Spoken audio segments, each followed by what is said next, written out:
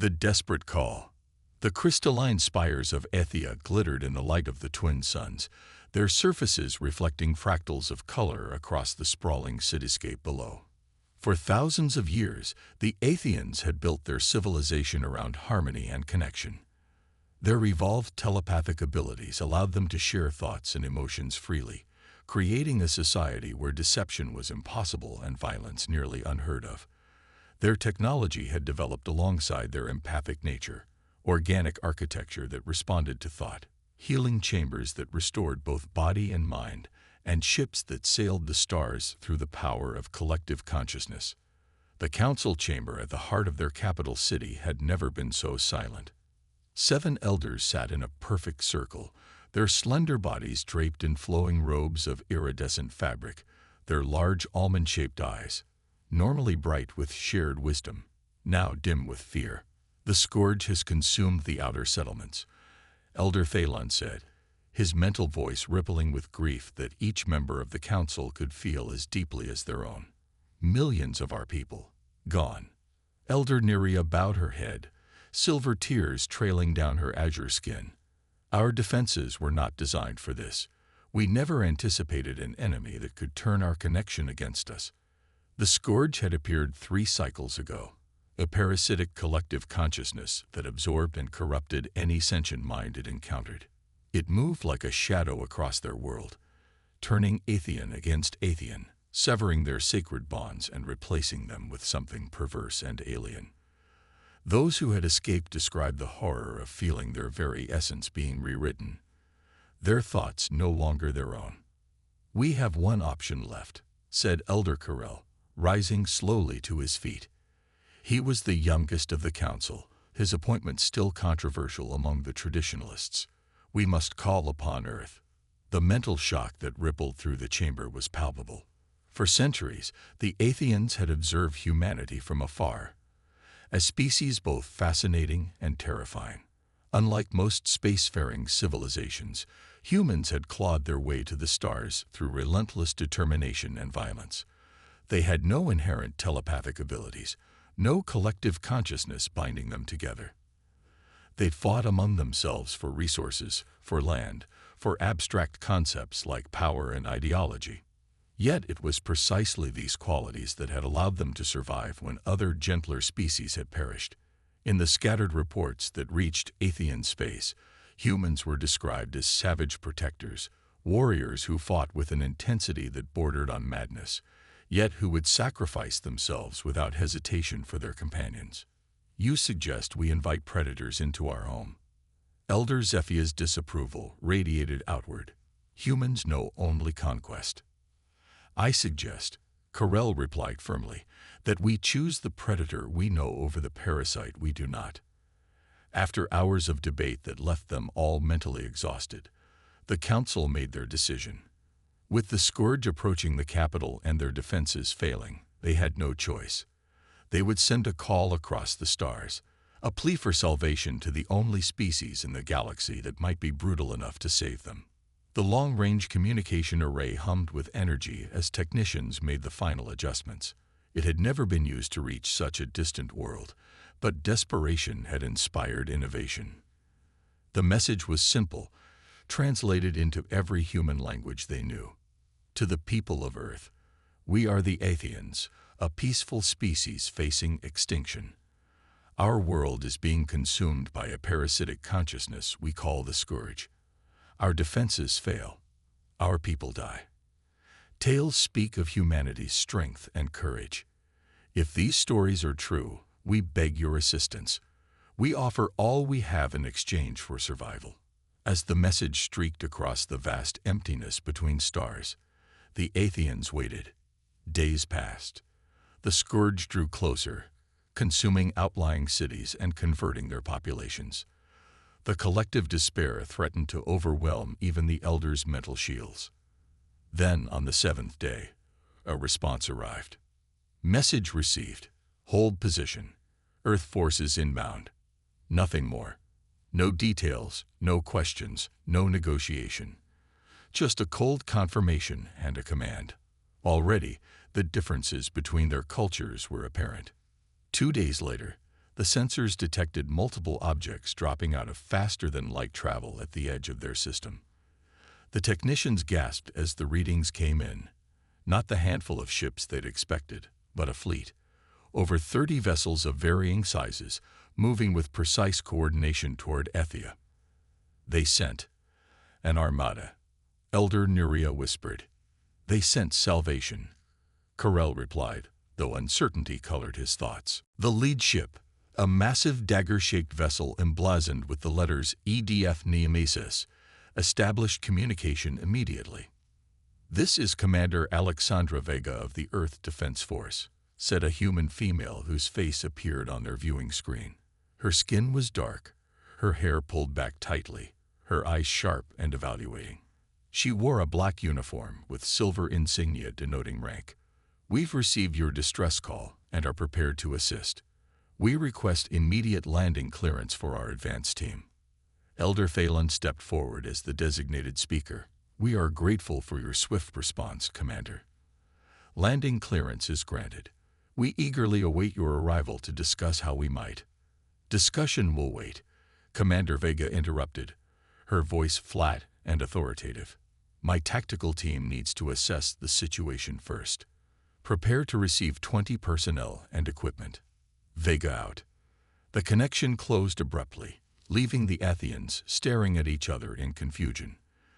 This was not how diplomatic first contact was supposed to proceed. Where were the customary exchanges, the cultural introductions, the careful negotiations? Within the hour, a sleek black shuttle descended through Ethia's atmosphere, landing with precision in the central plaza. The crowd that had gathered to welcome their saviors drew back as the vessel's doors opened with a hiss of hydraulics. What emerged was nothing like the diplomats they had expected. 20 humans exited the shuttle in perfect formation, each encased in powered armor that made them tower over the tallest Ethians. Their helmets concealed their faces completely, reflective visors showing only the distorted images of the frightened Ethians staring back at them. They carried massive weapons that hummed with barely contained energy. At their center walked a single unarmored human, Commander Vega herself. In person, she seemed even more imposing, her movements precise and economical, her eyes constantly scanning, evaluating. "Elder Phelan," she said, inclining her head slightly in what the Ethians would later learn was a minimal show of respect. "Show me your defense systems, your population centers, and most importantly, your most recent data on Scourge movements. My team needs to establish a containment perimeter immediately." "Commander," Phelan began, trying to project calm and welcome into his mental voice, forgetting momentarily that humans could not receive such projections. "We had hoped to first share cultural exchange, to establish mutual understanding before." "There's no time for that." Vega cut him off again, her voice sharpening. "You called us because you're dying. We're here to stop that from happening. Cultural exchange can happen after we've contained the threat." Before the council could respond, one of the armored soldiers approached Vega, helmet retracting to reveal a young man with close-cropped hair. "Commander, preliminary scans complete. The Scourge has breached the city's outer districts. Infection rate is accelerating. Conservative estimates give us less than 48 hours before total population compromise." Vega's expression didn't change, but something cold entered her eyes. "Initiate protocol cauterize. Full spectrum, no exceptions." The soldier nodded, his helmet sealing once more as he turned to relay orders to the others. "What is protocol cauterize?" Elder Corell asked, a sense of dread building. Commander Vega fixed him with a steady gaze. "It means we're going to save your world, Elder. But you may not like our methods." She turned to address the council as a whole, her voice carrying across the plaza.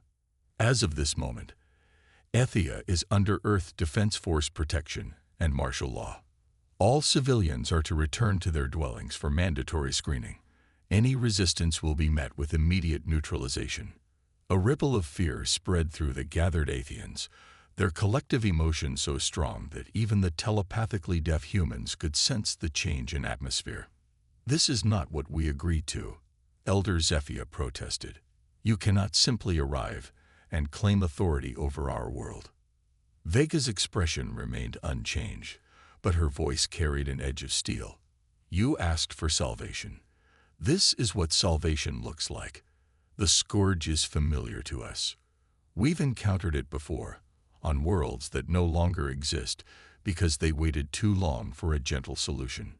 She gestured, and her soldiers deployed with frightening efficiency, moving to secure key positions around the plaza.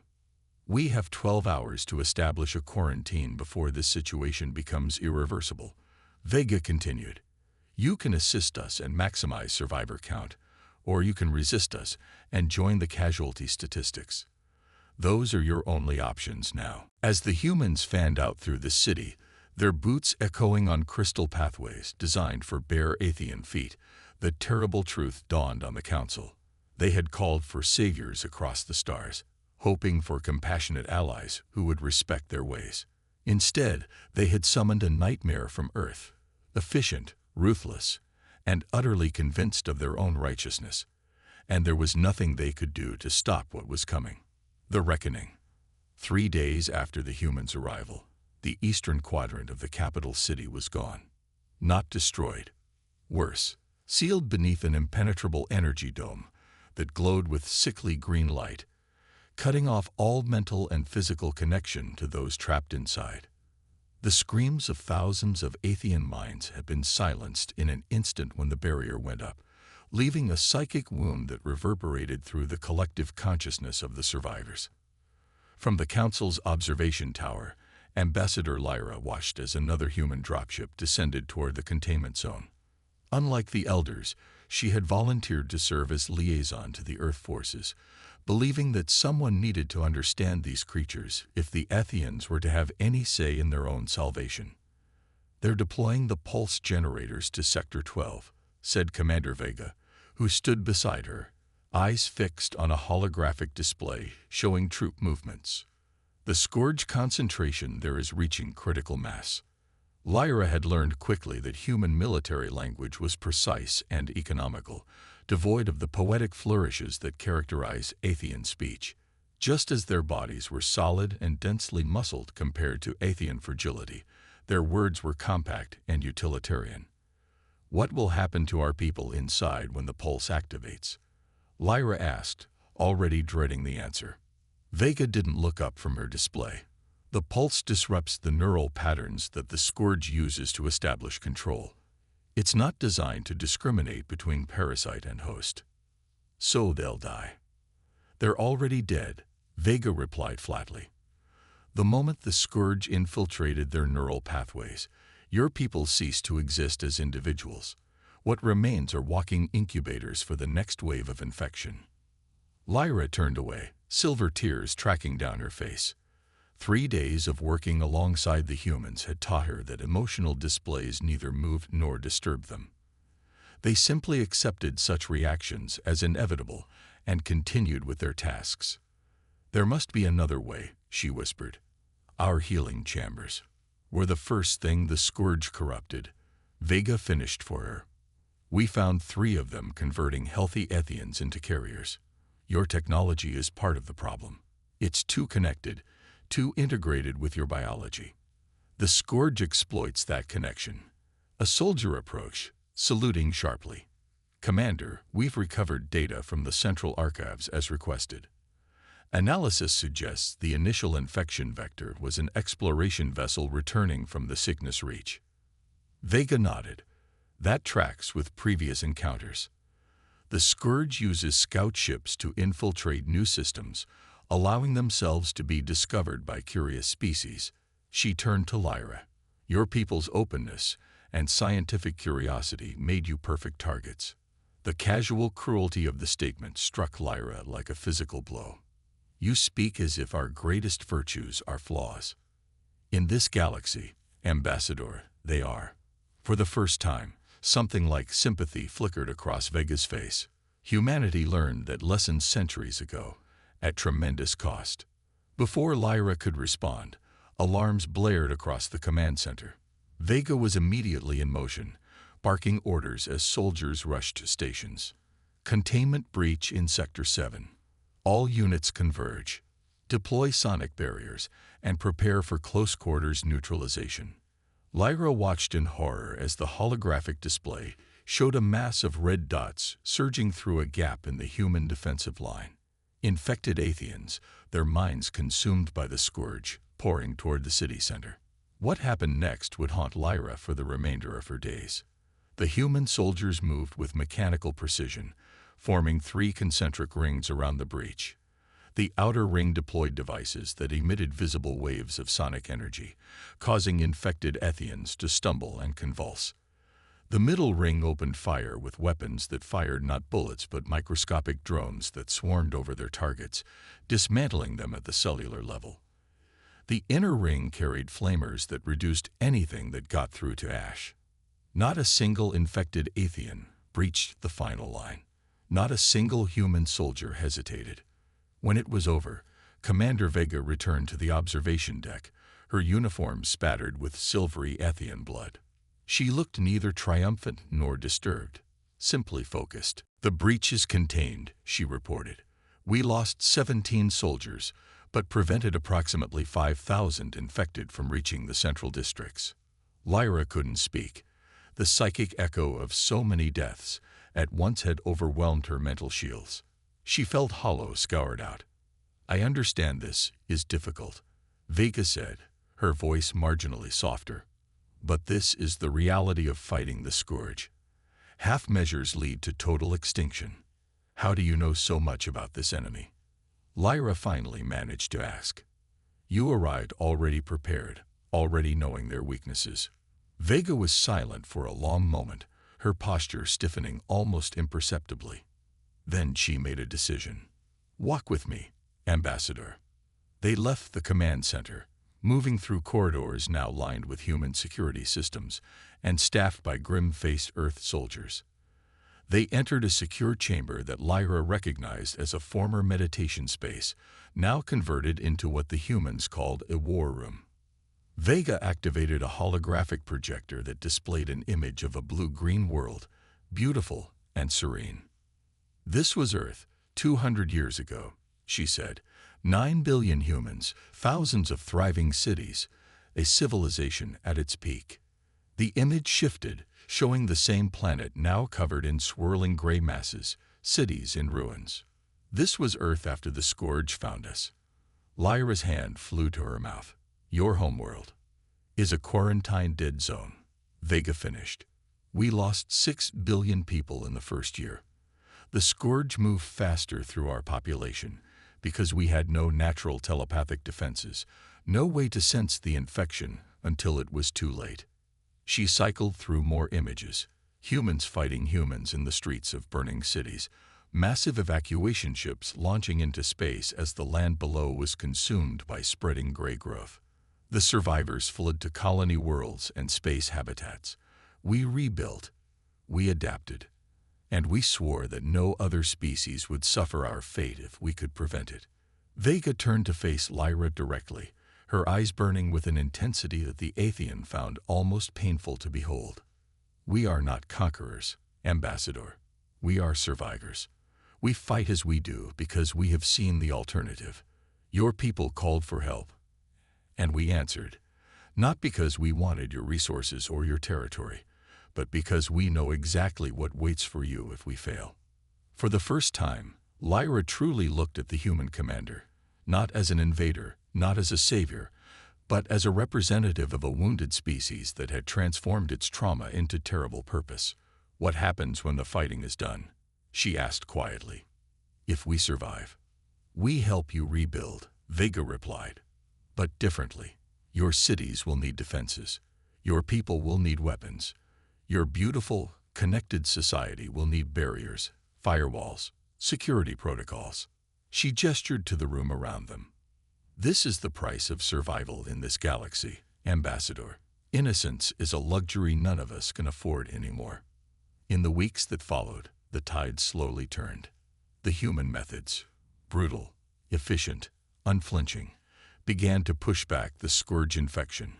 Sector by sector, the capital was reclaimed, though often there was little left to save but infrastructure. The council chambers became a hub of resistance, where Ethian volunteers worked alongside human technicians to develop new systems that could detect and neutralize scourge infiltration without destroying the host. Progress was slow and casualties continued to mount, but for the first time since the invasion began, hope flickered among the survivors. Yet resistance to the human presence grew as well. Many Ethians, despite the obvious effectiveness of Earth's intervention, could not reconcile themselves to the violence and militarization of their society. A movement formed in the western districts, led by Elder Zephia, calling for the humans to leave once the immediate threat was contained. "They protect us now," Zephia proclaimed to her followers, "but at what cost? They remake us in their image, suspicious, divided, armed. Is survival worth losing everything that makes us Ethian?" Commander Vega watched these developments with grim resignation. She had seen this pattern before, on other worlds where Earth had intervened, the gratitude of salvation giving way to resentment of the changes necessary to prevent future catastrophe. On the 30th day after their arrival, Vega called for a meeting with the full council and her senior officers. Ambassador Lyra, now respected by both sides, served as mediator. "The active scourge threat has been reduced to 7% of your population," Vega reported, standing tall at the center of the chamber. "The remaining infected are contained within 3 quarantine zones that can be maintained with minimal forces. Phase 1 of our mission is nearly complete." "And what is Phase 2? Elder Phelan asked, his mental voice carefully neutral. "Fortification and preparation," Vega replied. "Earth Defense Force protocols require us to establish a permanent garrison on any world where the scourge has gained a foothold. This includes defensive installations, early warning systems, and training facilities for your people." A wave of dismay rippled through the council. "You speak of occupation," Elder Zephia said, rising to her feet, "of permanently militarizing our world without our consent." Vega's expression remained impassive. "I speak of reality, Elder. The scourge knows of your world now. It will return, perhaps not for decades, but it will come again. And when it does, you must be ready. And if we refuse your protection," Zephia challenged. "Then we leave," Vega said simply. "And when the scourge returns, your people die. All of them." The chamber erupted in mental and verbal protests. Lyra watched as the human officers tensed, hands moving subtly closer to their weapons. Everything they had worked for teetered on the edge of collapse. In that moment of escalating tension, a voice rang out, not loud, but clear and compelling. "Enough." All eyes turned to Elder Carell, who had been largely silent during the recovery operations. He walked slowly to the center of the chamber, standing face to face with Commander Vega.